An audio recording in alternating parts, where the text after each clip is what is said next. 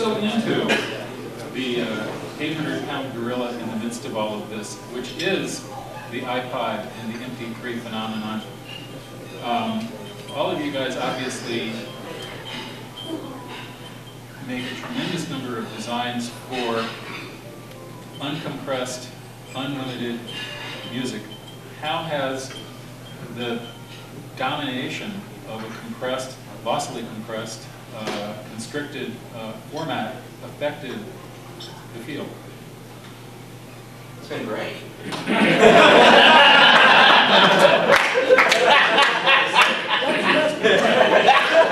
We're the sure guys. Now, they'll say we don't give a shit, man. Those things are selling. That's the difference between this field and high-end audio, where the iPod was viewed as the coming of the Antichrist. And when I reviewed the iPod on the cover of Stereophile, people with long memory said, first this guy reviewed car audio, now he's reviewing the iPod. He's going to kill high-end. And, you know, ironically, the majority of the people who listen to music for pleasure right now are doing it because of something like the iPod or these other devices. You know, in my office, I listen to 320 kbs lane encoded MP3s. It's because I'm not able to afford a big, how many terabyte NAS do you have now? 3. Otherwise it ripped away, so okay, but I can't afford a few terabytes on my desk yet, and this guy gets them for you. Hey, can you review this? So, at any rate, real beneficiaries are my 2 cats who fight over that 1 square foot of my desk. Hard spot. And 320 kbs lane encoded MP3s are perfectly adequate for listening to music on a casual basis by virtually everybody. I invite you to come to our room to listen to the difference between 300 kbs and a WAV file, and I'll tell you in most cases, because most recordings pretty much suck, there's not much difference. You have to get to very, very good recordings, like on chess game reference recordings, and all those great labels that do high quality stuff, and then you can really tell the difference. It's there to start. So you're saying that Rush album with 1 dB of dynamic range just isn't going to be tremendously effective? You know, I wouldn't know. But the point is that this access to music is what this is about. That's why all these people are here, because they got a computer and a laptop. And I mean, how many systems out there in the main room are on laptops?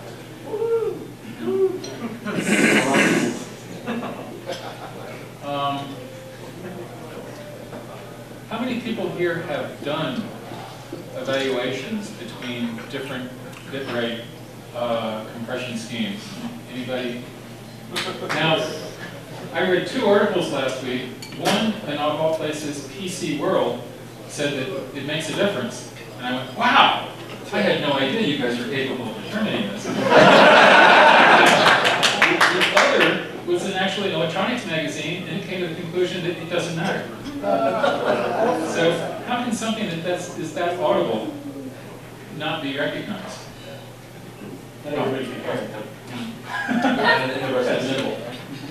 That's true. The iPod needs a headphone now. Yes. And it needs a decent pair of headphones. So that brings me to another question that was posed on the forum, which is, does anybody at the counter think that Apple has any intention of producing its own headphone? Its own headphone? Headphone. Already did. You don't think they make that piece of crap? No. How much of their computers do they even make? They don't make it. They might try to label something. There's no way they would actually design to do something. I don't see that there's any interest on them to improve the headphone. Not when there's a new Shure lineup, and let me tell you this is good. Well, but I've seen real headphones in Apple stores. Yeah. So, I mean, they're going to make their 40 points there. Okay. Let's see, I marked one down. It's really funny, so I think it'll cost a fight. Let's see. Yeah. Nah, let's go for the personal questions. Fight. Now, I may be ignorant. Justin and Pete can correct me on this. I think there's a typo in this question. It says, what do you feel the advantages are of the Dynalo circuit? Is that supposed to be Dynalo? Transmission, automatic transmission. Actually, a couple of days ago, I called Jude because I wanted to see what he thought of some of these questions, and he said that they were never asked that question.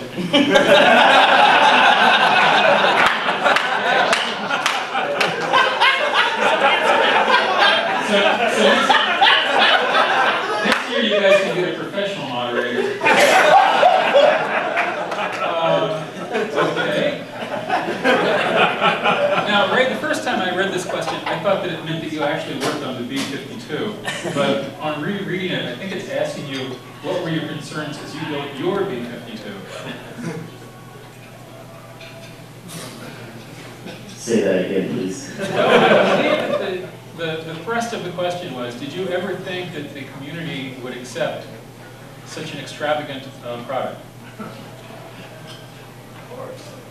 I hope so. Fair enough. They bought walk-ins.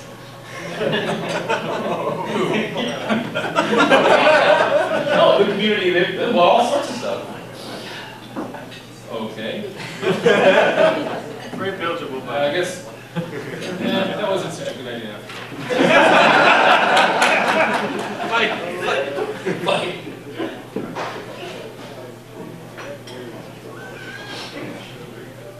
Here's a good one. This can start a fight. I'm doing For the designers on the counter, early on, it was very easy to release unique new headphone amplifier circuits. As the field got more populated, did you ever have the experience of coming to a show or a meet with a new product and get the uncomfortable feeling that you'd already seen it in a competitor's setup? So, any of you gentlemen still reading your wives? It happens all the time. I mean, especially in tube stuff, there's only so many topologies, so, I mean, it's not even necessarily a willful duplication. There's so many ways to do it, so the same thing's finished over and over again. On the other hand, you also do see stuff from China that you could swear if you took it apart, it has your name written in it somewhere. So. that's consumer electronics, man. That's the way it is now. Well, someday you may see your name on it. When I was in 5th grade, somebody copied my homework and they included my name. Well, then, if that's true, so in the world of designing tube circuits, if there are so few circuits, how do you make your products unique and yours? A lot of it comes down to implementation. And even though it's the same circuit, there's still subtleties. I mean, then you get down to complement selection, you get down to bias points, you get down to all those subtle things that the guys that copy don't understand. You know, if you just copy a circuit and there's a 47K resistor here, they're going to put a 47K resistor. They don't understand why it's there. So, you know, still, it can be copied, obviously, but you can still evolve the design, you can make it sound better, by virtue of the way you build it. So there's still ways you can differentiate it.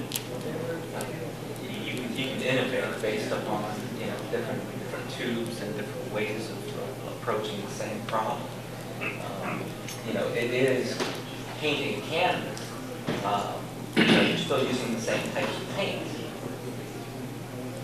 And some of it does get down to art, and some of the implementation is appearance. You know, it bugs me as an engineer, but the reality is the way these things look still in a lot of cases.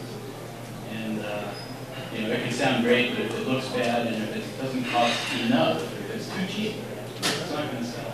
So it's got to have that too. And then a lot of the Chinese stuff, some of it's well done, some of it's not. So. It's very